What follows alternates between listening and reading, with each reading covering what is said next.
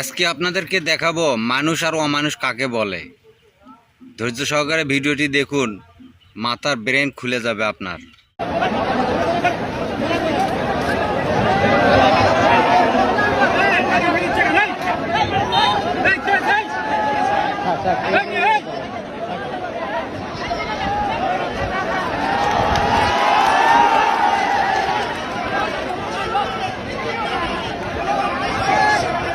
একটি ভাই বাদাম বিক্রি করতেছিল খেলার মাঠে।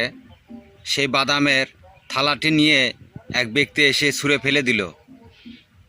ওখানে কিন্তু গোলকিপার ছিল একটি নারী বা একটি মেয়ে। সে তাড়াতাড়ি করে এসে বাদামগুলি কিভাবে তুলে তার হাতে দিল এবং তার থালাতে দিল। মানুষ একেই বলে। আর অমানুষ যারা কখনোই যারা গরিব মানুষকে মানুষ মনে করে না, তারা এই ধরনেরই আচরণ করে।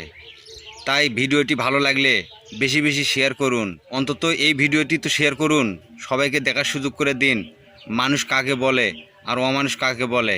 স্যালুট বোন তোমাকে।